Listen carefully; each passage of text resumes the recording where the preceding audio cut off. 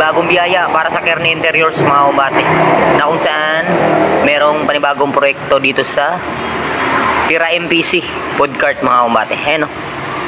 Yan. So meron kami mga ayusin at gagawin dito according kay paring Kearney. Ayan. Maglalagay kami ng accent. Okay, ayan. Na-symbol or nabuo na namin yung 1x2 na tubular gamit yung GI mga kumbate para sa framings netong accent na palutsina mga kumbate. Ayan. Bali, papakita namin sa inyo kung paano namin yan gagawin at paano yung proseso namin sa papalitaw ng grano ng palutsina mga kumbate. Ayan. Bali ngayon, ang inuuna muna namin, itong framings muna mga kumbate. Okay? Ayan. Pagmasdan po ninyo, ang ganda na.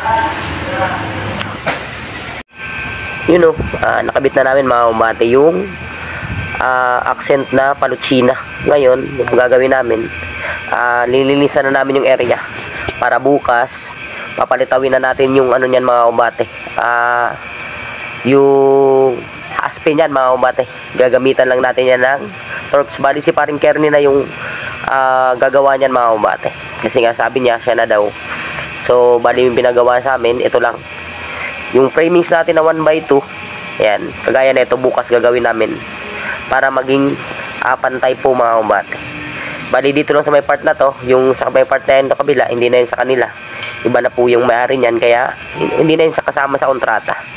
So ayan na, nilinis na tayo para sa panibagong araw na naman bukas. Ayan. Ayan, paano nga ba ma-achieve yung mga pa-curve o mga pa-wave na mga design mga kumbate? Simple lang. Gagamit lang tayo ng wall angle na kung saan kagaya na ginagawa ng tropa. Ayan. Then nasa 1 cm yung magiging gatla. Bali kakat natin to ng 1 cm. Diretso-diretso lang mga kumbate. Mapapasunod mo na kung ano yung gusto mong pa-curve o patiko mga kumbate. Ano? Ayan, bali susundan lang namin yan. Ganun lang kasimple. Okay, yan. Ganda na. Yan, yun yung pamamaraan namin mga kumbate kung paano namin ma-achieve yung mga ganyang klaseng accent mga kumbate, na kung saan palutsina yung ginamit natin, papalitawin natin yung mismong grano niyan mga kumbate. Parang haspi kung tawagin nga. You know, lumalabas talaga yung grano. Ayan, parang si paring Kearney na mismo yung nag-suggest at nag-guide para gawin yan mga kumbate. Ayan, sinusumulan niya na.